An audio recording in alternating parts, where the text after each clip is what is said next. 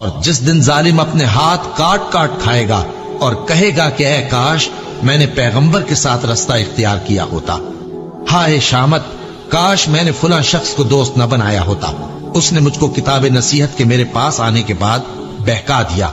اور شیطان انسان کو وقت پر دغا دینے والا ہے۔ یوں نہیں، جب زمین کوٹ کوٹ کر برابر کر دی جائے گی اور تمہارا پروردگار جلوہ فرما ہوگا اور فرشتے قطار در قطار آ جائیں گے اور دوزخ اس دن سامنے لائی جائے گی، تو انسان اس دن سوچے گا، مگر اب سوچنے سے اسے فائدہ کہاں مل سکے گا؟ کہے گا کاش میں نے اپنی اس زندگی کے لیے کچھ آگے بھیجا ہوتا۔ تو اس دن نہ کوئی اللہ کے عذاب کی طرح کا عذاب دے گا اور نہ کوئی اس کے جکڑنے کی طرح جکڑے گا۔ جس دن ان کے چہرے آگ میں الٹ پلٹ کیے جائیں گے تو کہیں گے اے کاش ہم اللہ کی فرما برداری کرتے اور رسول صلی اللہ علیہ وآلہ وسلم کا حکم مانتے۔ اور جس کا نامہ اعمال اس کے بائیں ہاتھ میں دیا جائے گا تو وہ کہے گا اے کاش مجھ کو میرا اعمال نامہ نہ دیا جاتا اور مجھے معلوم نہ ہوتا کہ میرا حساب کیا ہے۔ اے کاش موت میرا کام تمام کر چکی ہوتی، آج میرا مال میرے کچھ بھی کام نہ آیا، مجھ سے میرا اقتدار جاتا رہا۔ حکم ہوگا کہ اسے پکڑ لو، اب اسے طوق پہنا دو، پھر دوزخ کی آگ میں اسے جھونک دو، پھر زنجیر سے جس کی لمبائی 70 گز ہے جکڑ دو، اور ان سے دنیا کی زندگی کی مثال بھی بیان کر دو کہ وہ ایسی ہے جیسے پانی جسے ہم نے آسمان سے برسایا تو اس کے ساتھ زمین کی پیداوار مل کر نکلی، پھر وہ چورا چورا ہو گئی کہ ہوائیں اسے اڑاتی پھرتی ہیں، اور اللہ تو ہر چیز پر قدرت رکھتا ہے۔ مال اور بیٹے تو دنیا کی زندگی کی رونق و زینت ہیں، اور نیکیاں جو باقی رہنے والی ہیں وہ ثواب کے لحاظ سے تمہارے پروردگار کے ہاں بہت اچھی اور امید کے لحاظ سے بہت بہتر ہیں۔ اور جس دن ہم پہاڑوں کو چلائیں گے اور تم زمین کو صاف میدان دیکھو گے اور ان لوگوں کو ہم جمع کر لیں گے تو ان میں سے کسی کو بھی نہیں چھوڑیں گے، اور سب تمہارے پروردگار کے سامنے صف باندھ کر لائے جائیں گے، تو ہم ان سے کہیں گے کہ جس طرح ہم نے تم کو پہلی بار پیدا کیا تھا اسی طرح آج تم ہمارے سامنے آئے، لیکن تم نے تو یہ خیال کر رکھا تھا کہ ہم نے تمہارے لیے قیامت کا کوئی وقت مقرر ہی نہیں کیا، اور اعمال کی کتاب کھول کر رکھی جائے گی تو تم گناہگاروں کو دیکھو گے کہ جو کچھ اس میں لکھا ہوگا اس سے ڈر رہے ہوں گے، اور کہیں گے ہائے شامت یہ کیسی کتاب ہے کہ نہ چھوٹی بات کو چھوڑتی ہے نہ بڑی کو، کوئی بات بھی نہیں مگر اسے لکھ رکھا ہے، اور جو جو عمل کیے ہوں گے سب کو حاضر پائیں گے، اور تمہارا پروردگار کسی پر ظلم نہیں کرے گا۔ کاش تم ان کو اس وقت دیکھو جب یہ دوزخ کے کنارے کھڑے کیے جائیں گے اور کہیں گے کہ اے کاش ہم پھر دنیا میں لوٹا دیے جائیں تاکہ اپنے پروردگار کی آیتوں کی تکذیب نہ کریں اور مومن ہو جائیں۔ ہاں یہ جو کچھ پہلے چھپایا کرتے تھے آج ان پر ظاہر ہو گیا ہے، اور اگر یہ دنیا میں لوٹائے بھی جائیں تو جن کاموں سے ان کو منع کیا گیا تھا وہی پھر کرنے لگے۔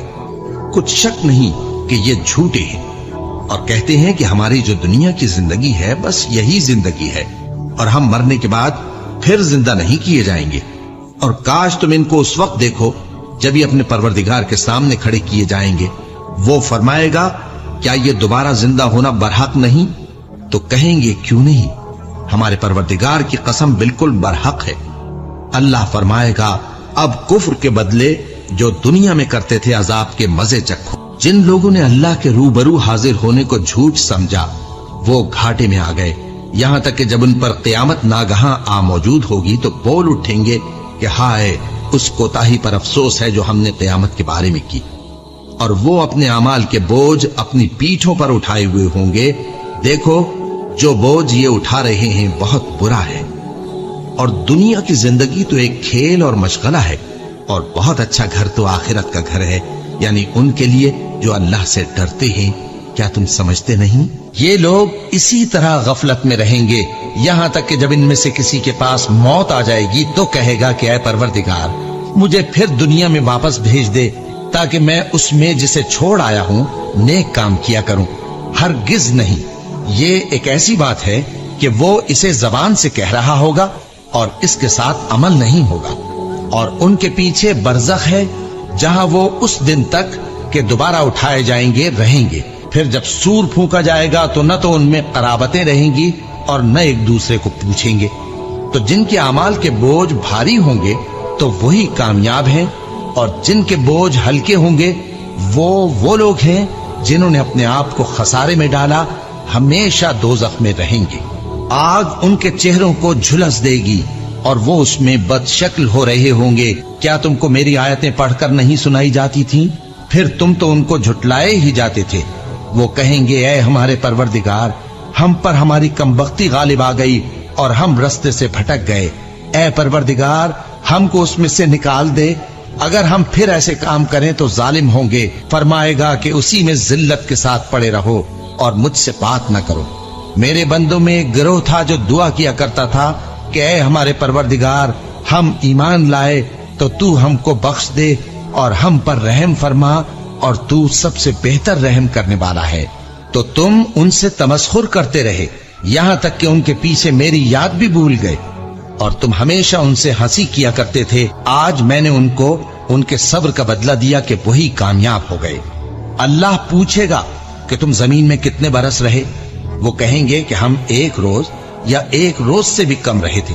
शुमार करने वालों से पूछ लीजिए। अल्लाह फरमाएगा कि वहां तुम बहुत ही कम रहे, काश तुम जानते होते। क्या तुम ये ख्याल करते हो कि हमने तुमको बेमकसद पैदा किया है और ये कि तुम हमारी तरफ लौट कर नहीं आओगे? तो अल्लाह जो सच्चा बादशाह है, उसकी शान इससे ऊंची है। उसके सिवा कोई माबूद नहीं, वही अर्श करीम का मालिक है। ऐ पैगंबर, मेरी तरफ से लोगों को कह दो कि ऐ मेरे बंदो, जिन्होंने अपनी जानों पर ज्यादती की है, अल्लाह की रहमत से नाउम्मीद न होना। अल्लाह तो सब गुनाहों को बख्श देता है। बेशक वही तो है बड़ा बख्शने वाला, बड़ा मेहरबान।